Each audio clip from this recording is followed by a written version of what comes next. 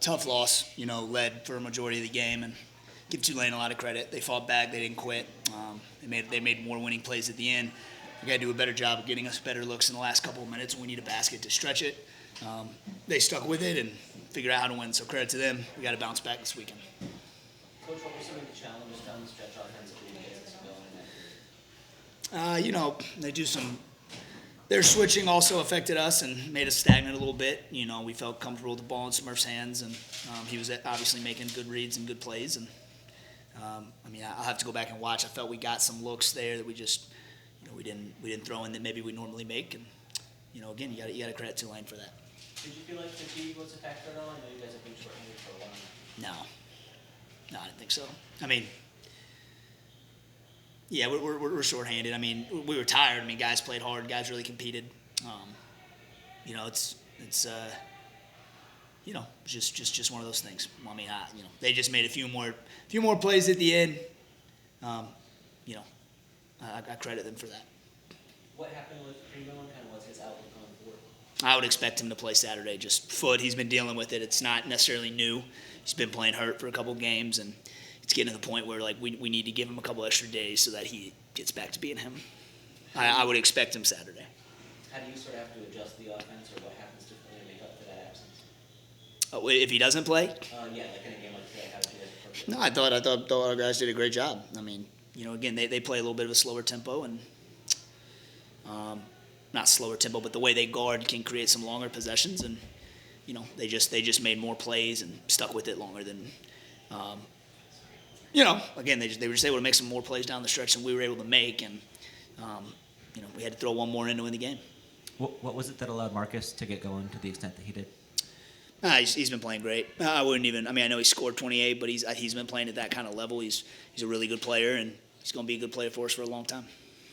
Coach, why was your defense so effective in holding them down to the low shooting percentage in the first half in particular, and then for the game? I think it starts with the individual effort of our guys and just pride to guard one-on-one. And, our switching has been good. We started to switch more, and I think that's kept bodies in front of bodies. And, we're doing a good job contesting without fouling for the most part.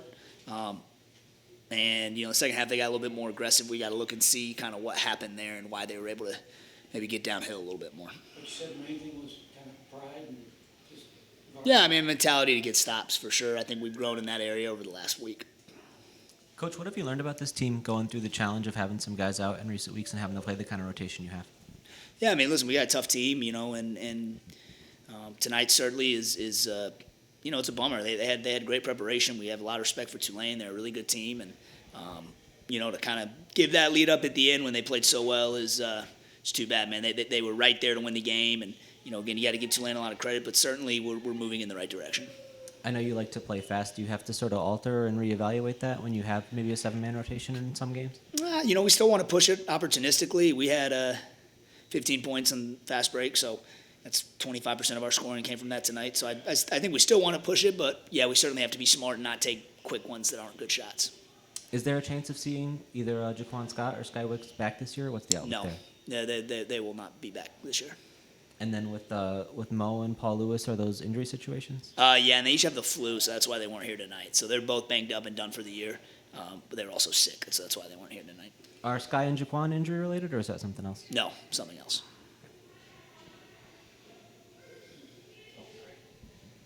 Coach, are there any offensive adjustments late in the game that you wish you could have made? Yeah, I got to go back and look. Certainly, maybe a little bit more ball movement or something to get the ball downhill.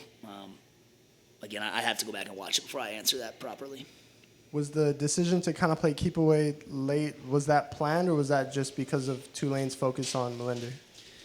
Well, I think I think we were up whatever it was, and you want to milk some possessions, but yeah, I think that probably made us a little bit hesitant, and got late in the clock and we weren't able to get good looks at the rim. Your freshman walk-on made a couple of pretty good plays there at the end. He came up with 7 points, 3 boards. How do you think Bob played? Bob's getting better, man. He's long, he's athletic. You saw tonight, I think he had 2 steals and really, really competed, and he's got to continue to grow and get better as he plays. Coach, do you think Tulane made any defensive adjustments that you noticed from the first half to the second half to kind of slow that down? No, I don't think so. I really don't. I think we just. I mean, if we score in that last 4 or 5 minutes, it looks different. You know, offense looks fine. We got to do a better job. I got to do a better job of manufacturing some looks.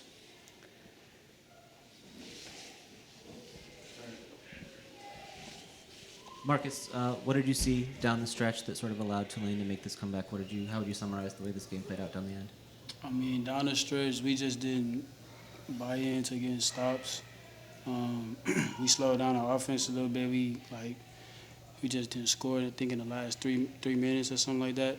And then other side, they were just more aggressive, and they hit 2 threes at the end of the game to close it, I guess. You ended up coming away with a career high. What was sort of working well for you in times in this game? I mean, that was just my teammates and coaches trusting me and me going out there playing with the confidence. When you know Primo's out, do you feel like you want to take on more of the scoring load, or how does that impact your mentality coming in? I mean, yeah, but that's every game. Every game, go out there and just play my game.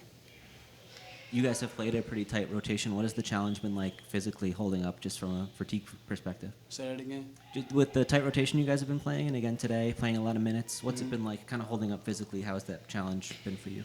I mean, it's been a big challenge, but I've been doing it for a couple games, so I'm kind of getting used to it. But, you know, it's just I got to do whatever that I can to help UTSA basketball win. Marcus, do you take some pride in knowing how well y'all played defensively today? Yes, sir, I do. Last game we played good defensively. This game we did good defensively too. You know, we gotta give credit to the team for just making plays at the end. That big guy in the corner for that three, that was pretty. Yeah, that one hurt. That one hurt. Coach, not the best free throw shooting night. UTSA is one of the top, free throw shooting teams in the country. Did you mention any of that in the locker room after the game? No, I mean, it's not going to be perfect. You know, these guys fought, played hard. You know, we made enough to win the game. I mean, the fact of the matter is, there's a lot of other things that go into, sort of our inability to finish the game at the end. So, yeah, disappointing. But, ultimately it's never as good as it seems. It's never as bad as it seems. You wake up and you get to work tomorrow. Bob, I wanted to ask, how are you feeling after tonight? You made some good plays in there today. Y'all came up, short at the end there like you did, but you're a freshman. You're not on scholarship, and you're getting some good minutes for this team now. How are you feeling about all that? I mean, in general, I'm still feeling good, but, despite that, we still lost and came up short. Just a lot of little things that we got to do better as a team, even though I might have played a lot more than what I usually do, but we still got to do better together as a whole to come up with the win. How's it feel playing with your brother? It feels good. I mean, he's not playing right now, but when he was, it's our first time ever playing together, so it was fun out there, yeah. Coach, going forward, what are some of the things that you can instill in practice to help the team stay more disciplined down the stretch? I think it's just more of what we've been doing. We played well, to be right there today against a good team, and just got to continue to, maybe put ourselves in those situations and practice more. That's easily something you could say, but at the end of the day, we're playing better basketball.